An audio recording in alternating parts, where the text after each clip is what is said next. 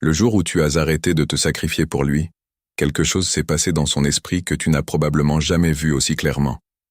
Il a paniqué. Pas de la façon spectaculaire dont on imagine la panique.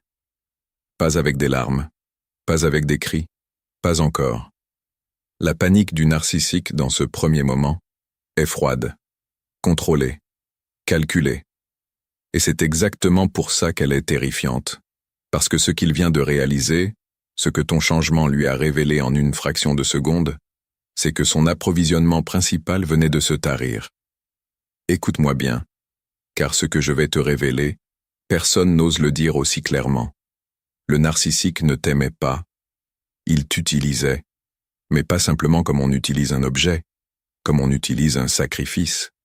Tu étais son offrande régulière, son carburant émotionnel, et il avait construit tout un système d'exploitation autour de ta tendance profonde, inconsciente, à te sacrifier pour ceux que tu aimes. Carl Jung a étudié ce mécanisme pendant des décennies.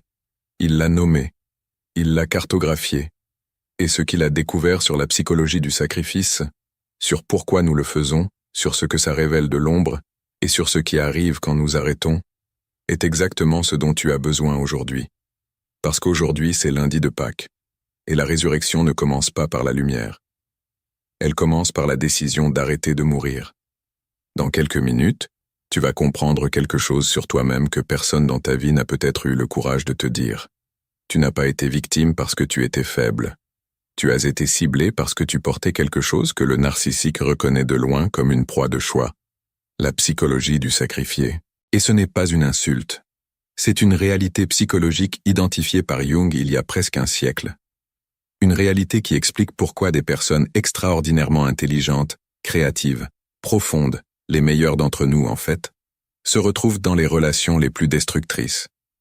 Mais voici la douleur que je sais que tu connais intimement. Tu as donné plus que tu n'avais. Tu t'es vidé pour le remplir, lui qui ne se remplissait jamais. Tu as mis tes propres rêves entre parenthèses, tes propres besoins en attente, ta propre vie en pause, parce que l'urgence de sa souffrance, ou de son insatisfaction, ou simplement de son humeur, était toujours plus immédiate que la tienne. Et chaque fois que tu le faisais, quelque chose en toi espérait. Que cette fois, ça serait suffisant. Que cette fois, il te verrait vraiment. Que cette fois, il répondrait à ce que tu avais besoin qu'il réponde. Mais ça ne venait jamais. Ou ça venait assez pour que tu continues, juste assez pour que tu ne partes pas. Tu connais ce cycle. Cette roue qui tourne et ne s'arrête jamais. Et tu t'es peut-être demandé, à 3 heures du matin, dans le silence d'une pièce qui te semblait trop grande, pourquoi tu continuais à lui donner ce qu'il prenait si facilement? Aujourd'hui, Jung va te répondre. Et la réponse va te surprendre, parce qu'elle n'est pas sur lui, elle est sur toi, sur quelque chose de profond, de précieux, de puissant en toi, que lui a exploité certes, mais qui peut aussi devenir la source de ta transformation la plus radicale. Reste jusqu'à la fin. Parce que ce que je vais te dire sur la panique du narcissique quand tu arrêtes de te sacrifier, et sur ce que ça révèle de son ombre dans le sens jungien, va changer quelque chose d'essentiel dans la façon dont tu te comprends toi-même. Le sacrifice n'est pas une erreur humaine. Ce n'est pas une faiblesse. Ce n'est pas une pathologie. Ce n'est pas quelque chose que l'évolution aurait dû supprimer. C'est un des archétypes les plus anciens et les plus universels que l'inconscient collectif ait produit. Jung définissait un archétype comme une configuration profondément gravée dans la psyché humaine partagée, pas apprise par un individu, mais héritée de milliers d'années d'expériences humaines collectives. Les archétypes se manifestent dans les mythes, les religions, les rêves, et dans les comportements que nous n'arrivons pas à expliquer rationnellement. Et l'archétype du sacrifié est partout. Dans la mythologie grecque, Prométhée qui vole le feu aux dieux et accepte un supplice éternel pour offrir la lumière aux hommes. Iphigénie sacrifiée par son père pour que les vents soufflent. Perséphone qui descend aux enfers pour que la terre retrouve le printemps. Dans la tradition chrétienne, le Christ sur la croix. La mort qui précède la résurrection. Le sacrifice qui rachète. Dans les mythologies indiennes, africaines, amérindiennes, partout, sans exception, le même motif. Une entité précieuse est sacrifiée. Et de ce sacrifice naît quelque chose de nouveau, de plus grand, de transformé. Jung n'était pas naïf. Il savait que ces mythes ne sont pas de simples histoires. Ils sont des cartes de la psyché humaine. Ils décrivent quelque chose qui se passe réellement, psychologiquement, quand un être humain traverse une transformation profonde. Et voici ce qu'il avait compris, avec une précision qui me frappe encore aujourd'hui après 15 ans, à travailler avec des survivants de relations narcissiques. Il y a deux types de sacrifices, deux espèces radicalement différentes, qui se ressemblent de l'extérieur, mais qui ont des effets opposés à l'intérieur. Le premier type, le sacrifice conscient. C'est quand tu renonces à quelque chose, du temps, de l'énergie, un désir, un confort, pour une valeur que tu as choisie délibérément. Tu sais pourquoi tu le fais, tu sais ce que tu y gagnes. Et même si ça fait mal, quelque chose en toi est aligné avec ce choix. Jung appelait ça un acte d'individuation, l'acte de devenir plus pleinement toi-même en choisissant ce qui compte vraiment. Le deuxième type, le sacrifice inconscient, c'est quand tu te vides pour quelqu'un sans savoir pourquoi tu continues, sans comprendre ce que tu y cherches, avec une compulsion qui te dépasse, ce sentiment que tu ne peux pas t'arrêter, que partir serait trahir quelque chose, que si tu arrêtes de donner, tu seras responsable de quelque chose de terrible. Ce type-là, Jung l'appelait un piège de l'ombre, pas parce que la personne qui se sacrifie est mauvaise, mais parce que l'inconscient utilise le noble instinct du sacrifice pour masquer une blessure non guérie. Une blessure qui dit « Je ne mérite d'exister que si je suis utile. Je ne suis aimable que si je donne. Si j'arrête de me sacrifier, je perdrai l'amour que je cherche. » Et le narcissique, consciemment ou non, a appris à détecter exactement cet archétype en toi. Parce que ce qui va suivre, c'est la partie que 99% des vidéos sur le narcissisme n'abordent jamais. La partie sur ce que le narcissique voit en toi que tu ne vois pas encore toi-même. En 15 ans de pratique clinique avec des survivants de violences narcissiques, j'ai vu une chose se répéter avec une régularité qui m'a frappé depuis le début. Les personnes qui arrivent dans mon cabinet après une relation narcissique ont presque toutes quelque chose en commun. Pas la naïveté, pas le manque d'intelligence, pas l'absence de signaux d'alarme. Ce qu'elles ont en commun, c'est une histoire avec le sacrifice. Une histoire longue, souvent commencée dans l'enfance, où elles ont appris que se mettre en avant coûte plus cher que se mettre en retrait. Où elles ont découvert que l'amour se méritait par le service. Où elles ont intégré profondément, silencieusement, que leurs propres besoins étaient moins légitimes que ceux des autres. Jung appelait ça une fixation archétypale. Quand l'archétype du sacrifié s'active non pas au service de l'individuation, de ta propre croissance, mais comme mécanisme de défense contre la peur de l'abandon. Et le narcissique est un expert dans la détection de cette fixation. Voici exactement comment il fait. Première phase. Il observe. Avant même que tu aies conscience de lui, il t'a évalué. Pas tes qualités, pas ta beauté, pas ton intelligence pour elle-même. Il évalue ta disposition à te sacrifier. Il cherche des signaux spécifiques. Tu écoutes plus que tu parles. Tu t'excuses rapidement quand quelque chose ne va pas, même si tu n'as rien fait de mal. Tu adaptes tes besoins à ceux de l'autre spontanément. Tu te mets en retrait quand quelqu'un manifeste de la détresse. Pour lui, ces signaux ne sont pas des qualités.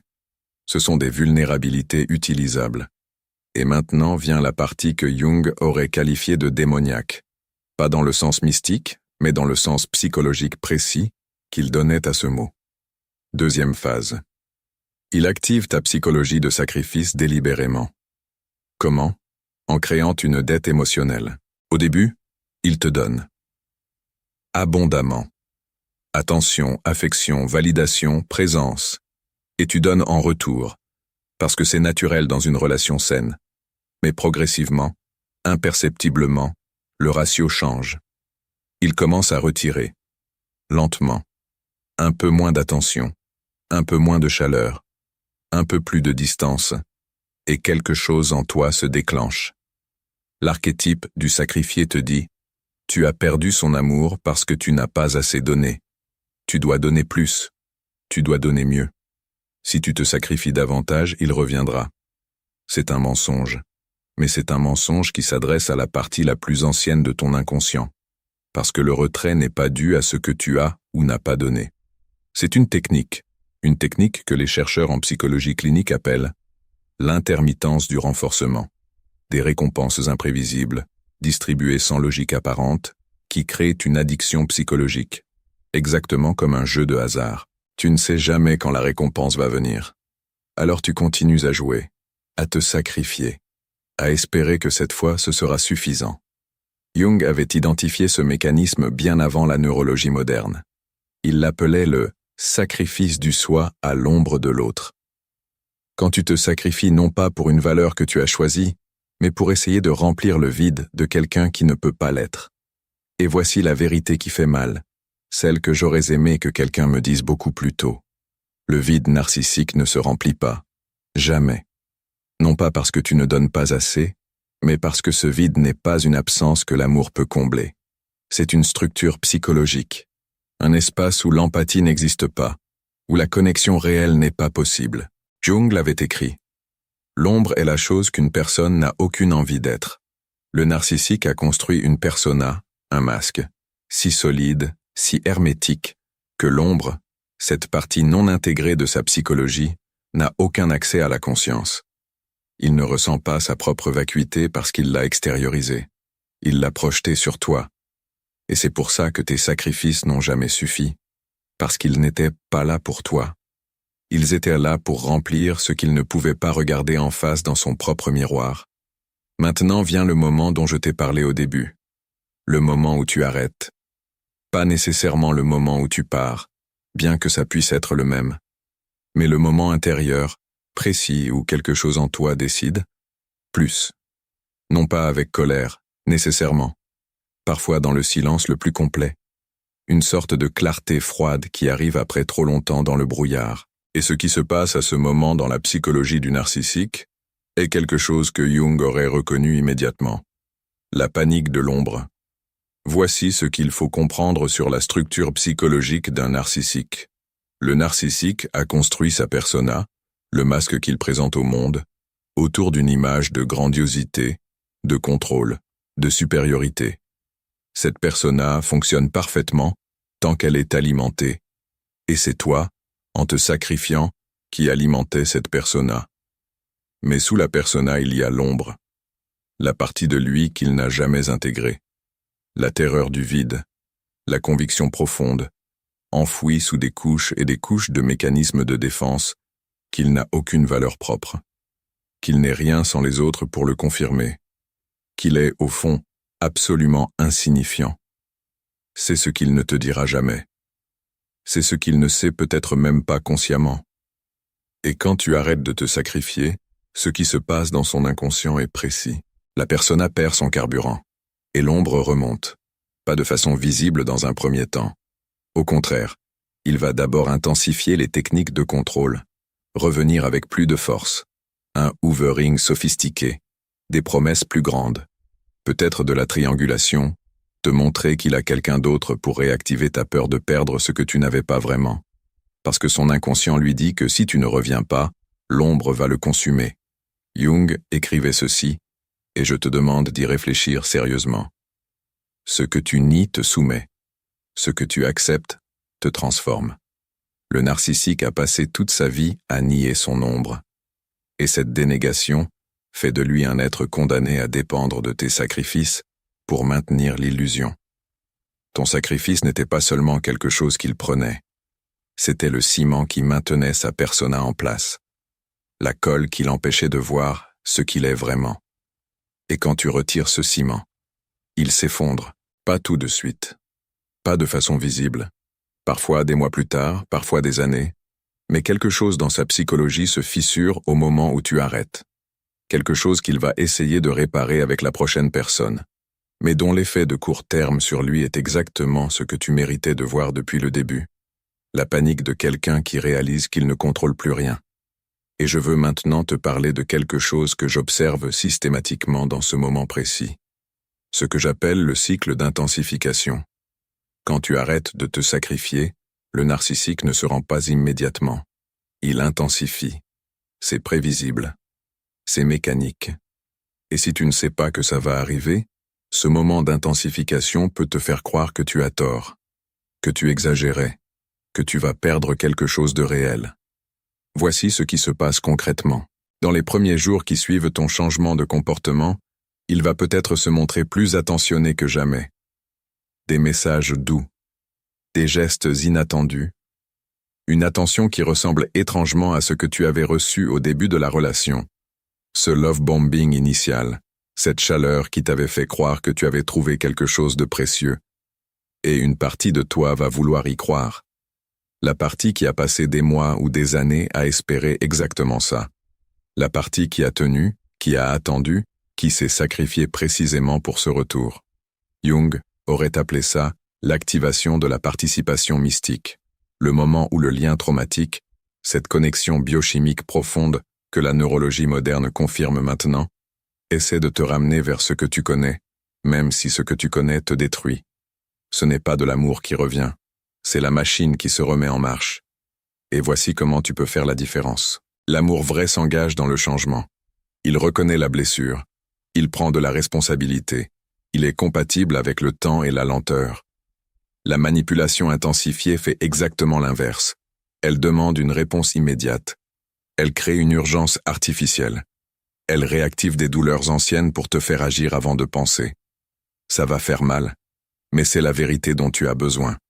Si l'intensification t'est venue sans engagement concret de changement, sans reconnaissance de ce qui s'est passé, sans un travail visible sur lui-même, c'est la machine. C'est son système de récupération de la supply narcissique. Pas un réveil d'amour. Et reconnaître ça, être capable de voir le mécanisme même quand une partie de toi veut désespérément que ce soit autre chose. C'est exactement ce que Jung appelait le travail de l'ombre. Ton propre travail. Celui qui transforme. Avant de te donner la dernière partie, et c'est la plus importante, je dois te dire quelque chose. Ce travail de décryptage que tu fais en ce moment, en regardant cette vidéo, en te permettant enfin de comprendre ce qui s'est passé, c'est un acte de courage. Et si cette vidéo a changé quelque chose pour toi, si elle t'a aidé à nommer ce que tu n'arrivais pas à nommer, je t'invite à utiliser le bouton Super Thanks sous la vidéo. Ce n'est pas une obligation. C'est une façon concrète de me dire que ce travail compte et de m'aider à continuer à le faire avec la même profondeur.